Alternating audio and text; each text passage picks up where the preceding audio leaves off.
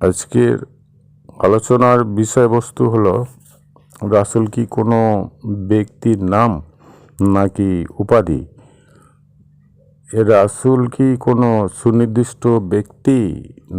না, রাসূল শব্দটি যদি কোনো ব্যক্তির নাম না হয় অথবা সুনির্দিষ্ট কোনো ব্যক্তি না হয়, তাহলে রাসূলের যোগ্যতাটা কী? অথবা কী যোগ্যতার কারণে একজন ব্যক্তি রাসূল মর্মে উল্লেখিত হয়? রাসূলের কাজ কী? আল্লাহ কেন রাসূল প্রেরণ করেছিলেন বা করেন?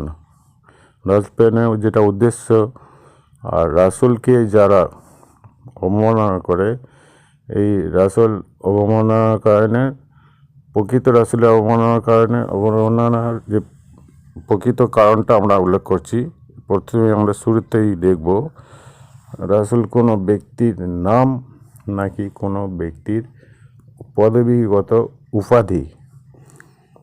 আর রাসূল কোনো সুনির্দিষ্ট ব্যক্তি কিনা, এই জিনিসটা আমরা আল কোরআন থেকে দেখব। দেখি আমরা শুরুতেই এই বিষয়ে 2 নম্বর সূরা আল বাকারার 129 নম্বর আয়াতে দেখব, যেটা বলছেন যে এই আয়াতে যে হে আমাদের রব, তাদের মধ্যে হতে তাদেরই বার্তাবাহক রূপে রাসূল প্রেরণ করুন, যেন তাদেরকে আপনার আয়াতসমূহ পড়ে শোনাতে পারে, তাদেরকে আল কিতাব ও বিজ্ঞান শেখাতে পারে, আর অপবিত্র মতবাদ থেকে পবিত্র করতে পারে। নিশ্চয়ই আপনি হলেন মহাসম্মানিত ও মহাপরাক্রমশালী। তাহলে আমরা যেটা মূলত দেখব, রাসূল কারো নাম কিনা অথবা এটা কারো পদবীগত উপাধি, অথবা রাসূল কোনো সুনির্দিষ্ট ব্যক্তি কিনা। তাহলে এখানে দুইজন ব্যক্তি ফরিয়াদ করছে আল্লাহর নিকট। 2 নম্বর সূরা বাকারার 129 নম্বর আয়াতে বলছে যে হে আমাদের রব, তাদেরই মধ্যে হতে তাদেরই বার্তাবাহক রূপে রাসূল প্রেরণ করুন। তাহলে যে দুজন ব্যক্তি এই প্রার্থনাটা আল্লাহর কাছে ফরিয়াদ করছে রবের নিকটে, তারা হচ্ছেন যে নবী ইব্রাহিম ও নবী ইসমাইল। এই দুজন মিলে এই সূরা বাকারার 127 নম্বর আয়াতে আমরা দেখছি যে তারা দুজনে রবের নিকট এই 129 নম্বর আয়াতে প্রার্থনা করছে যে তাদের মধ্যে হতে তাদেরই বার্তাবাহক রূপে রাসূল প্রেরণ করুন, পাঠান। তাহলে তাদের অসংখ্য মানে অগণিত সংখ্যাকে বোঝানো হচ্ছে, যেটা হচ্ছে তাদেরকে বোঝায়, এটা আনলিমিটেড মানুষকে বোঝাচ্ছে। এটা স্তরে স্তরে পরবর্তী যারা আছে, অথবা এই দুজন রাসূল ব্যতীত কম হয়তো ইসরায়েলের যত মানুষ আছে তাদের মধ্যে হতে তাদের জন্য বার্তাবাহক রাসূল প্রেরণের জন্য দোয়া করছেন, প্রার্থনা করছেন। তাহলে আমরা এই আয়াত থেকে অন্ততপক্ষে দেখতে পারি যে রাসূল যে কোনো ব্যক্তির নাম নয়, রাসূল হচ্ছে একটা নির্দিষ্ট কর্ম সম্পাদনের কারণে ওই ব্যক্তির উপাধি হিসাবে, গণ্য হিসেবে উপাধি। এই রাসূল কে হবে সে বিষয়ে এই আয়াতে কোনো স্পেসিফিকেশন দেয়া হয়নি। তাদের মধ্যে থেকে তাদেরই বার্তাবাহক রাসূল প্রেরণ করুন। তাহলে আমাদের জন্য আমাদের মধ্যে হতে বার্তাবাহক রাসূল প্রেরণ করার জন্য রবের নিকট হতে ইব্রাহিম রাসূল এবং ইসমাইল রাসূল সম্মিলিতভাবে দোয়া করেছেন কোরআনের 2 নম্বর সূরার বাকারার 127 নম্বর আয়াতে। আর দোয়াটা হচ্ছে 129 নম্বর আয়াতে। এরপরে আমরা এই বিষয়ে দেখব যে এই আলে ইমরানের 164 নম্বর আয়াতে এ আয়াতে বলা হচ্ছে অবশ্যই মুমিনদের উপরে আল্লাহ এইভাবে মেহেরবানি করেছেন, তাদের এই মধ্যে তাদের জন্য বার্তাবাহক রাসূল প্রেরণ করেছেন, যে তাদেরকে পড়ে শোনাচ্ছে আল্লাহ তাআলার আয়াতসমূহ, তাদেরকে পবিত্র করেছে অপবিত্র মতবাদ থেকে এবং তাদেরকে লিখিত আল কিতাব ও বিজ্ঞান শেখাচ্ছেন। যদিও অতীত থেকে প্রকাশ্য গুমরাহির মধ্যে কাটাচ্ছিল। ও দেখুন এই আল ইমরানের 164 নম্বর আয়াতে যেটা বলা হচ্ছে যে অবশ্যই মুমিনদের জন্য এই আয়াত প্রেরণ করেন। তাহলে রাসূল প্রেরণ করে যে রব তার বান্দার ওপর মেহেরবানি করেন। রাসূল কি করেন? রাসূল হচ্ছেন যে আমাদেরকে পড়ে শোনান আল্লাহ তাআলার আয়াতসমূহকে। আল্লাহ তাআলার আয়াত হচ্ছে 3648টি আয়াত। এই আয়াতসমূহ আমাদেরকে রাসূল পড়ে শোনান এবং আমাদেরকে পবিত্র করেন অপবিত্র মতবাদ থেকে। তাহলে রাসূল আমাদেরকে নিকট এসে যিনি আমাদের নিকট এসে এই কোরআন পড়ে শোনান, তিনি হচ্ছেন আমাদের রাসূল। তাহলে আমাদেরকে এই কোরআন পড়ে শোনাতে হলে আমাদের নিজ মাতৃভাষায় শোনাবেন, কারণ আমরা কোনো বিদেশি ভাষায় রবের এই কোরআনের যে সমস্ত আদেশ বা নিষেধ মর্মবাণীগুলো বোঝার সামর্থ্য আমরা রাখি না। আমার সমসাময়িক সমাজে যে অথবা আমাদের জাতির যে গোষ্ঠীর মধ্যে যে ভাষার কথা বলার ব্যক্তি শুধু আমাকে এই রবের কোরআন পড়ে শোনাতে সক্ষম হবেন এবং আমি তার কথা বুঝতে সক্ষম হব। তাহলে অবশ্যই মুমিনদের উপরে আল্লাহ এইভাবে মেহেরবানি করেছেন। কি মেহেরবানি? তাদের মধ্যে থেকে তাদের জন্য রাসূল প্রেরণ করেছেন।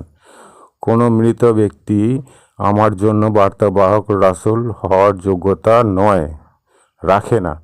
মৃত ব্যক্তি সে মারা গিয়েছে, সে আর পৃথিবীতে কোনো কাজ তারা নেই, তার চ্যাপ্টারটা ক্লোজ হয়ে গেছে। তাহলে রব ঘোষণা দিচ্ছেন যে 3 নম্বর সূরা আলে ইমরানের 164 নম্বর আয়াতে বলছেন যে তাদেরই মধ্য থেকে তাদের জন্য বার্তাবাহক রাসূল প্রেরণ করেন। কি জন্য?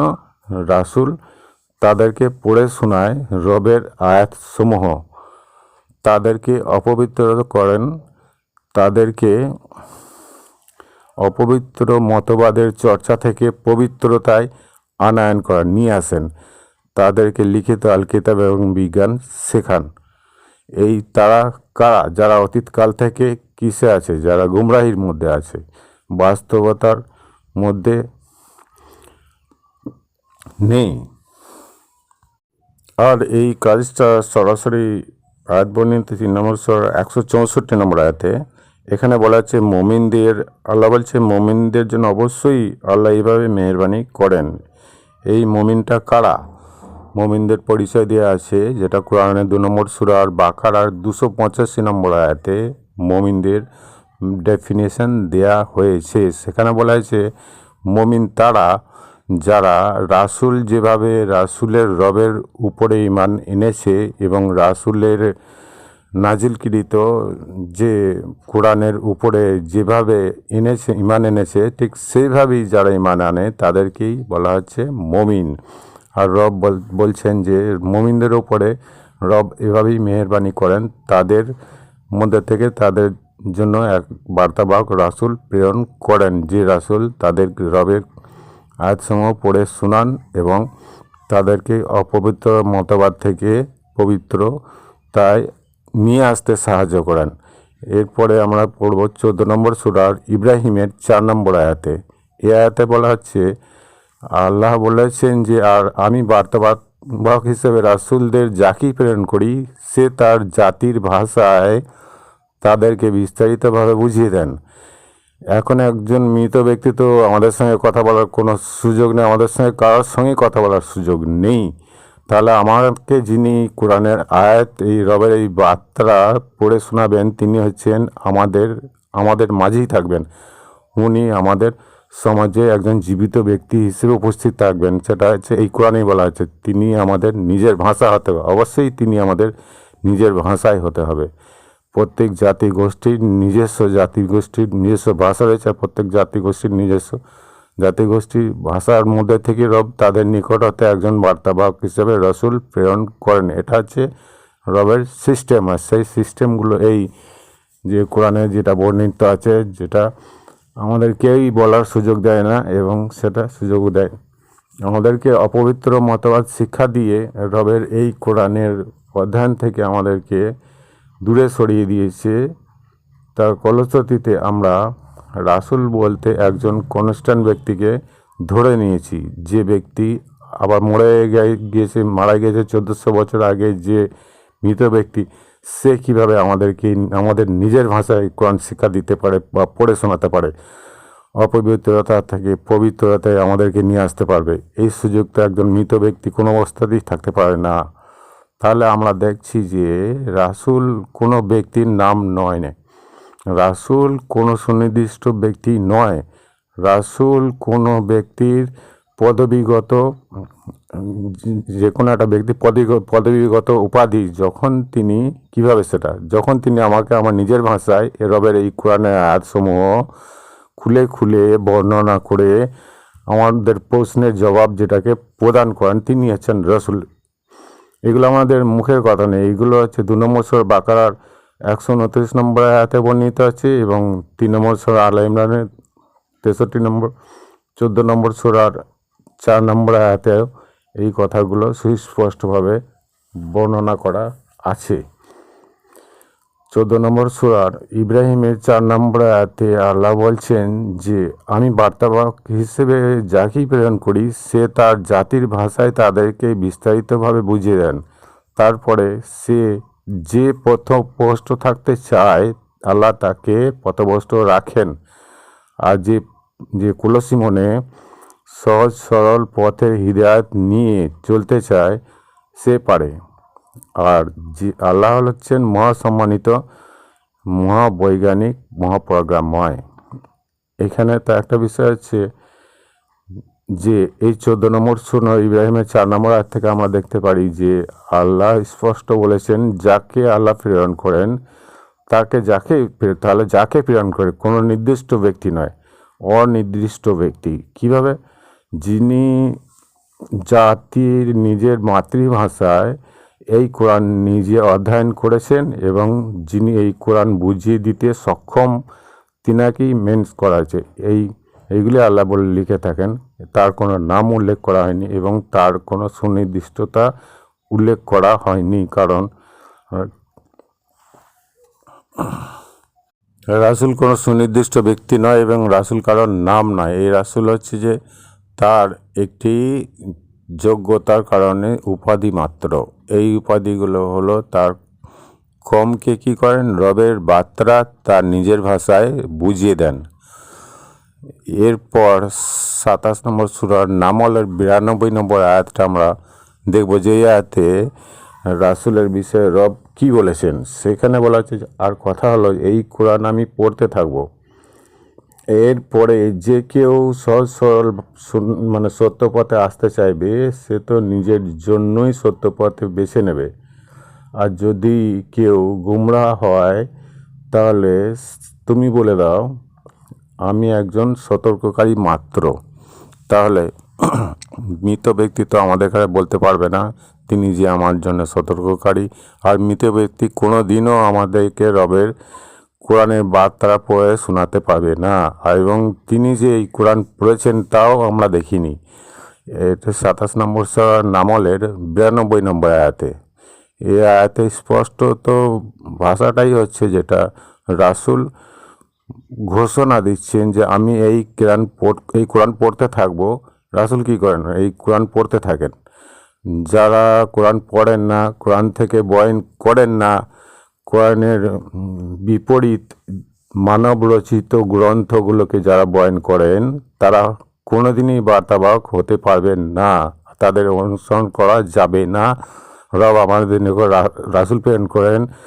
রাসূল আমাদেরকে আমাদের নিজেদের মাতৃভাষায় কোরআনের শিক্ষা দেবেন। সেই অনুসারে আমরা কোরআন শিক্ষা গ্রহণ করব, কোরআন মোতাবেক জীবনযাপন করব এবং আমরা এই কোরআনের প্রচার করব। এই জন্য আমাদেরকে রব রাসূল প্রেরণ করে কোরআন শিক্ষা দিয়ে থাকেন। তাহলে আমরা একটা জিনিস সিদ্ধান্তে উপনীত হতে পারলাম যে তাহলেও যে রাসূল কোনো সুনির্দিষ্ট ব্যক্তি নয় এবং রাসূল কারো কোনো নাম নয়। রাসূল হচ্ছে একজন মানুষের পদবিগত উপাধি, যেটা আল্লাহ প্রদত্ত, যেটা হচ্ছে আল্লাহ প্রদত্ত, অর্থাৎ রাসূল আল্লাহ প্রশংসিত। ভিডিও এখানেই শেষ করলাম। আল্লাহ হাফিজ।